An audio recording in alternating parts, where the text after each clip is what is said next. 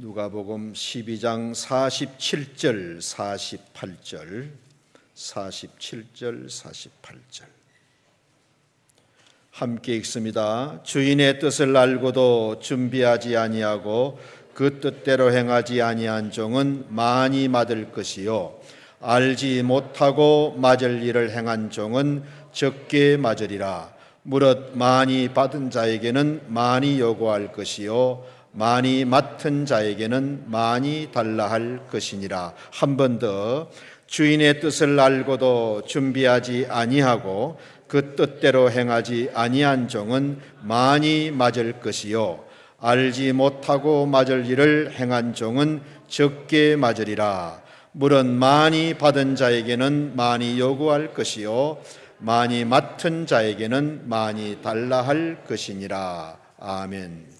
우리 골로새서 2장 6절 7절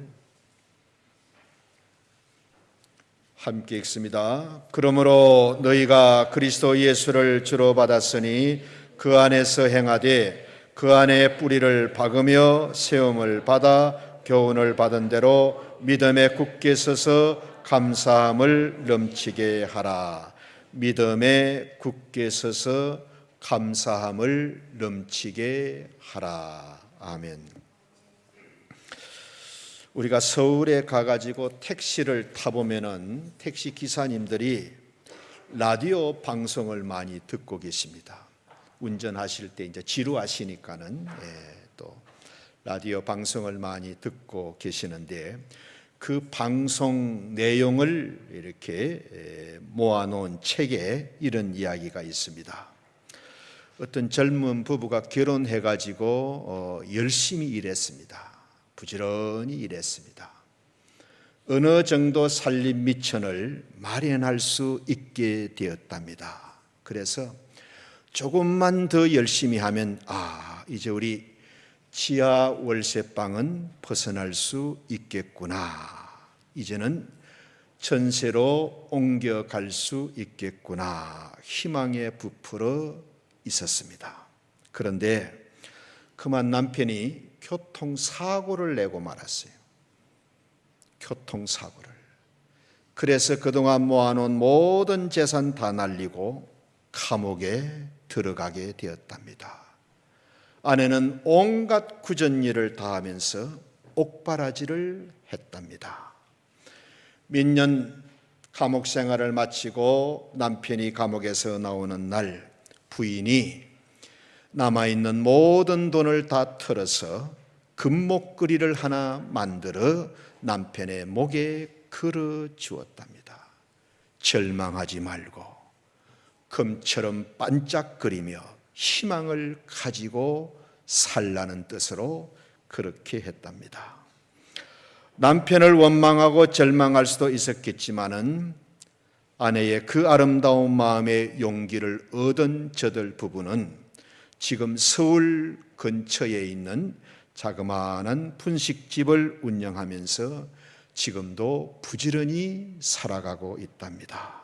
그런데 아내가 뒤늦게 공부를 하고 싶어 했어요. 그래서 정식으로 대학에 들어가는 것은 꿈도 꾸지 못하고 인터넷으로 공부하는 사이버 대학에 들어갔답니다.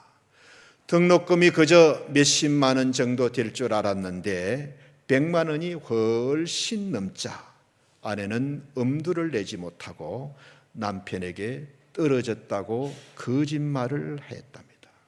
그런데 남편이 그날 저녁 집에 들어오면서 등록금이라고 쓴 봉투 하나를 내밀더랍니다.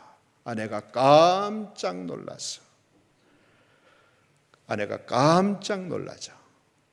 남편이 내가 당신 마음 모르는 줄 알았지 하면서 아내의 등을 두드려주며 격려해 주었답니다. 아내가 이 돈이 어디서 났느냐고 묻자 남편은 웃기만 하더랍니다.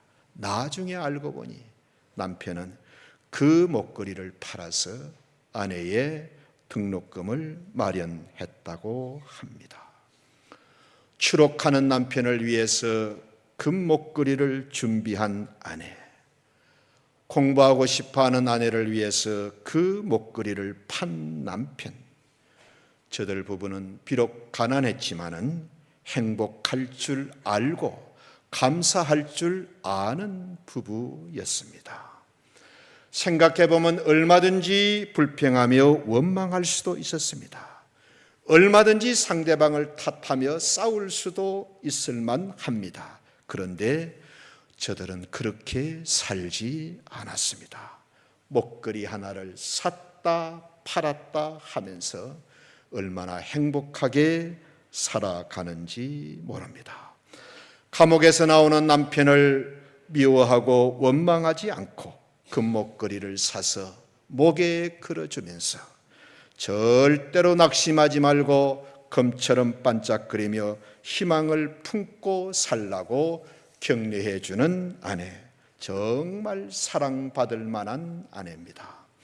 또 100만 원 등록금이 없어서 붙은 학교에 떨어졌다고 말하는 아내의 속마음을 알아채고 그 목걸이를 팔아서 등록금을 준비해 아내에게 내미는 남편, 감사하는 남편입니다. 사랑과 감사, 사랑과 감사, 이것이 우리를 행복하게 만들어줍니다. 사랑하는 마음, 감사하는 마음이 우리를 행복하게 만들어준다. 꼭 기억하셨으면 좋겠습니다. 외국 사람들이 우리나라를 보고 데모공화국이다, 고소고발공화국이다 이렇게 합니다.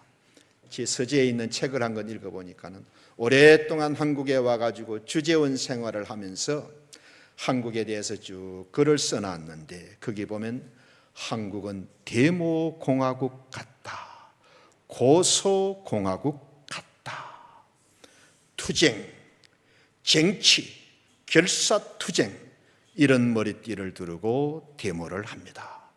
방송이라든지 신문이라든지 언론에는 누가 누구를 고소했다, 고발했다, 도배가 되어 있습니다.